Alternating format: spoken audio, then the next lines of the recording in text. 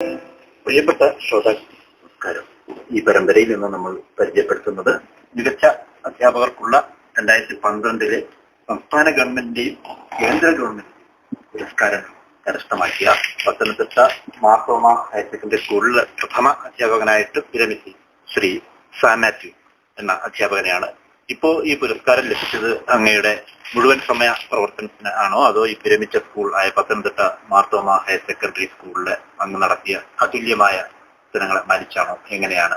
വളരെ നന്ദിയുണ്ട് എന്നെ ഈ പരിപാടിയിലേക്ക് ക്ഷണിച്ചതിനും എന്നെ ഇങ്ങനെ ശ്രോതാക്കൾക്ക് പരിചയപ്പെടുത്തുന്നതിനും.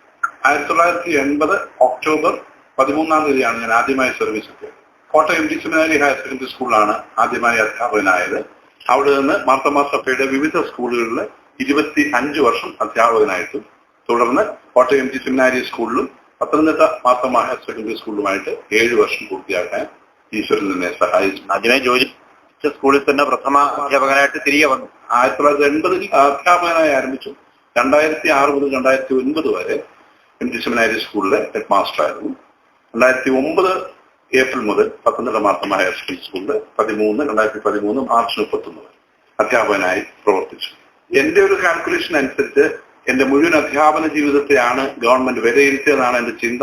അതായത് പത്തനംതിട്ട മാർത്തോമ ഹയർ സെക്കൻഡറി സ്കൂളിൽ 4 വർഷവും കോട്ടയം MG സെമിനാരി 1 വർഷവും ആ പ്രഥമമായ അടിസ്ഥാനമാക്കിയായിരിക്കാം ഗവൺമെന്റ് എന്നെ മികച്ച അധ്യാപകൻ എന്ന നിലയിൽ തെരഞ്ഞെടുത്തു. സംസ്ഥാന ഗവൺമെന്റ് നൽകുന്ന പുരസ്കാരവും രാഷ്ട്രപതി നൽകുന്ന പുരസ്കാരവും ഒരേ വർഷം ലഭിച്ചു എന്നുള്ളൊരു ഭാഗ്യം ഈശ്വരൻ എനിക്ക് തന്നു. തീർച്ചയായും അതൊരു പ്രത്യേക മഹത്വം അർഹിക്കുന്ന ഒരു ബഹുമതി തന്നെയാണ്. എന്റെ അധ്യാപന ജീവിതത്തിൽ എന്നെ ഹെഡ് മാസ്റ്റർ ആകുന്നതിന് ഒരുപാട് സ്വാധീനിച്ചതാണ്. ആ ഹെഡ് മാസ്റ്ററായി ഞാൻ പ്രവർത്തിച്ചത് ഞാനൊരു അധ്യാപകനായിരുന്നപ്പോൾ എന്നോടൊപ്പം പ്രവർത്തിച്ചിരുന്ന പ്രഥമാധ്യാപകർ എങ്ങനെയായിരുന്നു എന്നുള്ളത് ഇതിലുണ്ടായിരുന്നു. അവരെ കുറിച്ചുള്ള ഒരു കൺസെപ്റ്റിന്റെ ഭാഗമായിട്ട് എന്റെ സ്വഭാവത്തിൽ ചില രൂപഭാവങ്ങൾ വരുത്തിയെടുത്ത് അത് സ്കൂളിൽ പ്രാവർത്തികമാക്കാൻ ശ്രമിച്ചു എന്നുള്ളതാണ്. മാത്രമല്ല എന്റെ കുടുംബത്തിൽ എന്റെ പിതാവ് ഒഴികെ മറ്റെല്ലാവരും തന്നെ അധ്യാപകരോ പ്രഥമാധ്യാപകരോ കോളേജ് അധ്യാപകരോ ആയിരുന്നു. ഒരു അധ്യാപക കുടുംബം ആയിരുന്നു എന്ന് പറയാം. റോൾ മോഡലുകൾ എന്തെങ്കിലും? റോൾ മോഡലായിട്ട് എന്റെ പിതാവിന്റെ ഇളയ സഹോദരൻ തിരുവനന്തപുരം യൂണിവേഴ്സിറ്റി കോളേജിലെ അധ്യാപകനാണ്. അദ്ദേഹത്തെ പോലെ ഒരു അധ്യാപകനാകണമെന്നുള്ളതായിരുന്നു എന്റെ ആഗ്രഹം. എന്റെ പിതാവ് ഒരു കർഷകനായിരുന്നു. അപ്പച്ചന്റെയും എന്റെ അമ്മയുടെയും ജീവിത മാതൃകകൾ എന്നെ ഒരുപാട് സ്വാധീനിച്ചിട്ടുണ്ട്. സാറിന്റെ ജന്മസ്ഥലം എന്ന് പറയുന്നത്? ഞാൻ പത്തനംതിട്ട ജില്ലയിലെ കോഴഞ്ചേരിക്കടുത്ത് നാരങ്ങാനം വില്ലേജിലാണ് താമസം. നാരങ്ങാനം. ആ ഗ്രാമത്തിൻ്റെതായ ഒരു വിശുദ്ധി എന്റെ വ്യക്തിബന്ധങ്ങളിൽ ഒരുപാട് സ്വാധീനിച്ചിട്ടുണ്ടെന്നാണ് എന്റെ ഒരു ചിന്ത. ഞാൻ 25 വർഷം അധ്യാപകനായിരുന്നു. ആ അധ്യാപന ജീവിതത്തിൽ ഞാൻ ഈ കുഞ്ഞുങ്ങളിലെ ഈ മൂല്യബോധം പകരുന്നതിന് വളരെയധികം പ്രാധാന്യം നൽകിയിരുന്നു. എല്ലാ വിഷയങ്ങൾക്കും A+ ലഭിക്കുക എന്നുള്ളതിൽ കവിഞ്ഞ് ജീവിത മൂല്യങ്ങൾക്ക് A+ ലഭിക്കണം എന്നുള്ളതിന് പ്രാധാന്യം കൊടുത്തിരുന്നു. അധ്യാപകനായിരുന്നപ്പോഴും പ്രധാന അധ്യാപകനായിരുന്നു. അധ്യാപക സമൂഹത്തിന് നമ്മൾ മാതൃകാപരമായിട്ടുള്ള സേവനമാണ് കാഴ്ചവെക്കുന്നത്. അങ്ങ് സഞ്ചരിച്ച ആ ഒരു പ്രത്യേക ബന്ധാവിനെ കുറിച്ച്? ഞാൻ ഹെഡ് മാസ്റ്റർ ആയതിനു ശേഷം സ്കൂളിലെ അധ്യാപകരും രക്ഷകർത്താക്കളുമായുള്ള ബന്ധങ്ങൾ വളരെയധികം മെച്ചപ്പെടുത്താൻ ശ്രമിച്ചു. കോട്ടയം MG സെമിനാരി സ്കൂൾ എന്ന് പറയുന്നത് മാർത്തോമ സഭയുടെ ഏറ്റവും one of the prestigious schools ആണ്. 1000-ഓളം കുട്ടികൾ പഠിക്കുന്ന സ്ഥാപനമായിരുന്നു. അപ്പൊ ഞാൻ ചെല്ലുമ്പോഴാണ് ഈ ഹയർ സെക്കൻഡറി ഹൈസ്കൂൾ വിഭാഗത്തിൽ പ്രിൻസിപ്പലും ഹെഡ് മാസ്റ്ററും വരുന്നത്. എന്റെ ഒരു വലിയ സന്തോഷമുള്ള കാര്യം, പല സ്കൂളുകളും ഹയർ സെക്കൻഡറി ഹൈസ്കൂൾ തമ്മിൽ ഒരു അഭിപ്രായ വ്യത്യാസവും ക്ലാഷും. എന്റെ 7 വർഷത്തെ അധ്യാപന ജീവിതത്തിൽ ഞങ്ങൾ വളരെ അടുത്ത ബന്ധങ്ങൾ പുലർത്തുകയും അവരവരുടെ ഫീൽഡിൽ നിൽക്കുകയും ഒരാളുടെ അവകാശത്തിന്മേൽ മറ്റൊരാൾ കൈകാര്യം ചെയ്യാത്തതുകൊണ്ട് വളരെ അടുത്ത ബന്ധങ്ങൾ പുലർത്താൻ സാധിച്ചുള്ളൂ. കോട്ടയം MG സെമിനാരി സ്കൂളും ഇന്ന് പത്തനംതിട്ട മാർത്തോമ സ്കൂളും ആ ജില്ല ഏറ്റവും ബെസ്റ്റ് സ്കൂൾ, അഡ്മിഷന്റെ കാര്യത്തിലാണെങ്കിലും റിസൾട്ടിന്റെ കാര്യത്തിലാണെങ്കിലും പഠന പുരോഗതിയുടെ കാര്യത്തിലാണെങ്കിലും പാഠ്യേതര രംഗത്തും ആ ജില്ലയിലെ തന്നെ ഏറ്റവും മികച്ച സ്കൂളുകളായി നിൽക്കുന്നു എന്നൊരു സൗഹൃദത്തിന്റെ നൂലിഴകൾ കൊണ്ട് തീർച്ചയായിട്ടും അത് കുഞ്ഞുങ്ങളിലേക്ക് വ്യാപിക്കും സാർ. നമ്മൾ അധ്യാപകരെ ഒറ്റക്കെട്ടാണെന്ന് കാണുമ്പോൾ കുഞ്ഞുങ്ങൾക്കും ആ ഒരു ഫീലിംഗ് ഉണ്ടാവും. ഒന്നിച്ചു നിന്നാൽ നമ്മൾ നന്നാകും, ഭിന്നിച്ചു നിന്നാൽ നാം പലതായി മാറിപ്പോകും എന്നുള്ള ഒരു സന്ദേശം സാർ ഇപ്പൊ ഈ പറഞ്ഞ വളരെ മഹനീയമായ ആധുനിക തലമുറ പ്രത്യേകിച്ചും അതെ തീർച്ചയായിട്ടും അനുവർത്തിക്കേണ്ട ഒന്നാണ്. തലമുറയുടെ ഒരു വലിയ പ്രതിസന്ധിയാണ് ഈ പരസ്പരമുള്ള സൗഹൃദമില്ലായ്മ എന്നൊക്കെ പറയുന്നത്. പ്രത്യേകിച്ച് പത്തനംതിട്ടയിലെ എന്റെ കൂടെ ഉണ്ടായിരുന്ന പ്രിൻസിപ്പൽ മിസ്റ്റർ ജോസ് പോൾ, അദ്ദേഹത്തെ അനുസ്മരിക്കാതിരിക്കാൻ സാധ്യതയില്ല. ഞങ്ങൾ രണ്ടുപേരും തമ്മിലുണ്ടായിരുന്ന ബന്ധം എന്ന് പറയുന്നത് വളരെ അടുത്ത ബന്ധമായിരുന്നു. അതുകൊണ്ട് തന്നെ ആ സ്കൂളിൽ ഞങ്ങൾക്ക് ഒരുപാട് ആക്ടിവിറ്റീസ് അധ്യാപകരുടെ മാത്രം സഹകരണത്തോടുകൂടി വേറെ ഒരു സ്കൂളിലും അത് കാണുമെന്ന് എനിക്ക് തോന്നുന്നില്ല. ഞങ്ങൾ 3 സ്കൂൾ ബസ്സുകൾ വാങ്ങിച്ചു. അധ്യാപകരെ മാത്രം പേ ചെയ്തതാണ്. ഈ അധ്യാപകരുടെ ഒരു കൂട്ടായ്മ കൊണ്ട് സാധിച്ച അത് വലിയൊരു. പിന്നെ ഞങ്ങളുടെ സ്കൂളുകളിൽ സാറേ സോഷ്യൽ സർവീസ് ലീഗ് എന്നൊരു പരിപാടിയുണ്ട്. ആവശ്യത്തിലിരിക്കുന്ന കുഞ്ഞുങ്ങളെ സഹായിക്കും. ആഹാരത്തിന് ബുദ്ധിമുട്ടുന്ന ധാരാളം കുഞ്ഞുങ്ങൾ ആ സ്കൂളിൽ പഠിക്കുന്നു. എയ്ഡഡ് സ്കൂൾ എന്ന നിലയിൽ ഇവിടെ പട്ടിണി പാവങ്ങളായ കുഞ്ഞുങ്ങൾ പഠിക്കുന്നുണ്ട്.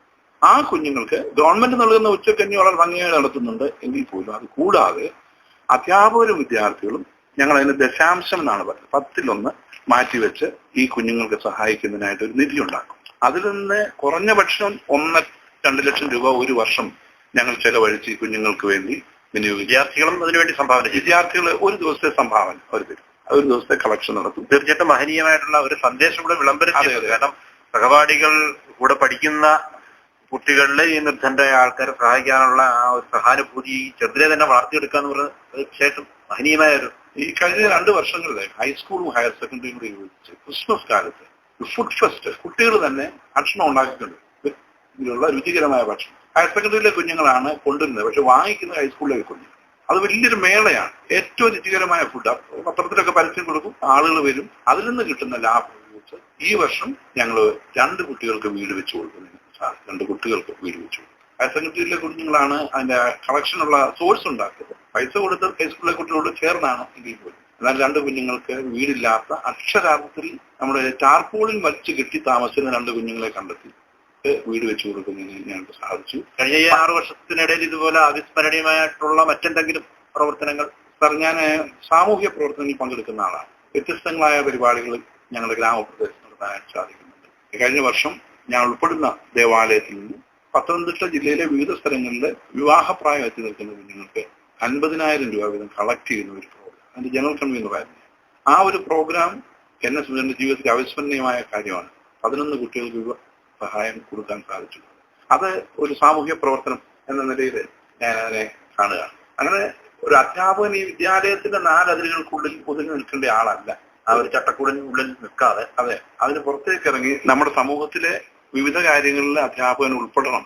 എന്റെ കരിയർ ആരംഭിച്ച യു പി സ്കൂൾ അധ്യാപകനായിട്ടാണ്. 10ാം ക്ലാസ്സിൽ ഞാൻ ക്ലാസ് ടീച്ചറായിരുന്ന എല്ലാ വർഷം 2006 വരെ എസ്എൽസി പരീക്ഷ എഴുതുന്ന എല്ലാ കുഞ്ഞുങ്ങളും, എന്റെ ക്ലാസ്സിലെ എല്ലാ കുഞ്ഞുങ്ങളുടെയും വീട്ടിൽ പോയി അവരുടെ രക്ഷകർത്താക്കളെ ആ കുഞ്ഞുങ്ങൾക്ക് വേണ്ടി പ്രാർത്ഥിക്കും. ഇവരെ ഉത്സാഹിപ്പിക്കണം, അവരെ പ്രോത്സാഹിപ്പിക്കണം.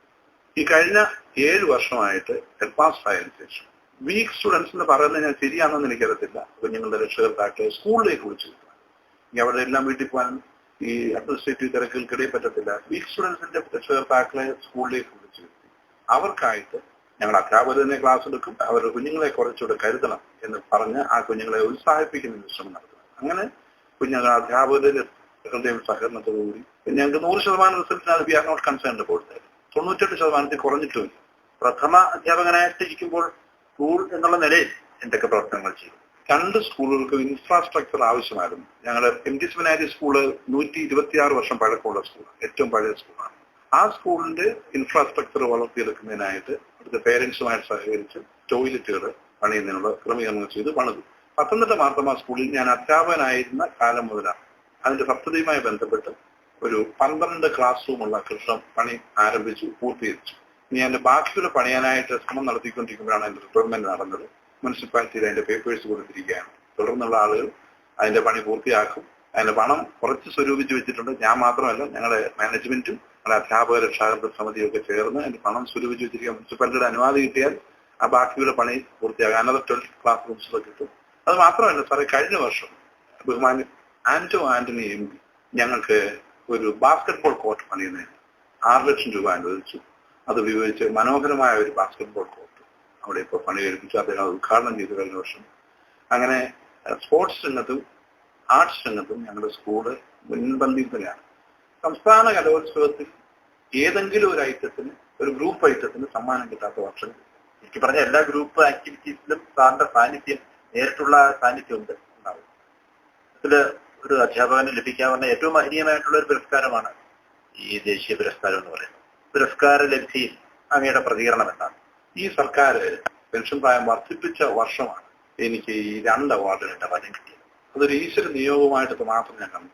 എന്റെ അധ്യാപന ജീവിതം സാറ് ഈ പ്രോഗ്രാമിന്റെ പേര് പോലെ തന്നെ ധന്യമാണ്. ഇനിയും എനിക്ക് ഈ അധ്യാപന ജീവിതം കൊണ്ട് എന്തെങ്കിലും നേടിയെടുക്കണമെന്നൊരു ചിന്ത, ഒരു മികച്ച അധ്യാപകനാണെന്നുള്ള ആഗ്രഹം എന്റെ മനസ്സിലുണ്ടായിരുന്നു. ആ പൂർത്തീകരിച്ചു.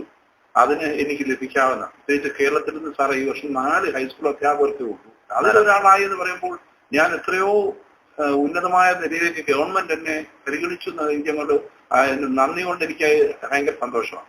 രാജ്യത്തിൽ നിന്ന് 335 അധ്യാപകരാണ് ആകെ. അതിലൊരാളായി എന്ന് പറയുമ്പോൾ എന്റെ സന്തോഷം വളരെയധികം. അപ്പൊ ഇന്ത്യയിലെ ഏറ്റവും മികച്ച അധ്യാപകൻ എന്ന നിലയിലെ അധ്യാപക സമൂഹത്തോടും വിദ്യാർത്ഥി സമൂഹത്തോടും അങ്ങേക്ക് പറയാൻ എന്തെങ്കിലും ഒരു സന്ദേശം ഉണ്ടാകുമല്ലോ? ബന്ധങ്ങൾ നന്നായി സൂക്ഷിക്കും. ഞാൻ മുമ്പേ പറഞ്ഞ ഒരു വാചകമാണ് എനിക്ക് പറയാനുള്ളത്. ഒന്നിച്ചു നിന്നാൽ നാം നന്നാകും, ഒന്നിച്ചു നിന്നാൽ നാം നശിച്ചു. ഒന്നിച്ചു നിൽക്കാനുള്ള ഒരു ആറ്റിറ്റ്യൂഡ് അധ്യാപക സമൂഹത്തിന് പലപ്പോഴും കുറഞ്ഞു പോകും. പ്രത്യേകിച്ച് ജൂനിയർ അധ്യാപകർ, ഞാൻ പറയുന്നത് ക്ഷമിക്കണം, ആ ഒരു ടെൻഡൻസി, പഴയ ഒരു ഡെഡിക്കേഷൻ എന്ന് പറയുന്നത് ചിലരിലെങ്കിലും കുറവാണ്. ഡെഡിക്കേറ്റഡ് സമൂഹമായിട്ട്, കാരണം സമൂഹം നമ്മളിൽ നിന്ന് ഒരുപാട് പ്രതീക്ഷിക്കുന്നു. ആ പ്രതീക്ഷയ്ക്കനുസരിച്ച് അധ്യാപകർ വളരും. മാതാപിതാക്കളെ കുറിച്ച് വലിയ പ്രതീക്ഷയാണ്, രാജ്യവും അതേക്കുറിച്ച് പ്രതീക്ഷിക്കുന്നു. കുഞ്ഞുങ്ങളും നല്ല മൂല്യമുള്ളവരാണ്. മുഴുവൻ ഏപ്രിൽസ് കിട്ടുമോ, തോറ്റുപോയെന്ന് വിചാരിച്ച് എല്ലാം പോയി എന്ന് വിചാരിക്കാതിരിക്കുകയും ചെയ്യണം. ഒരു വിഷയത്തിൽ തോറ്റുപോയാലും അവൻ ജീവിതത്തിൽ വിജയിക്കുന്നതന്നെ.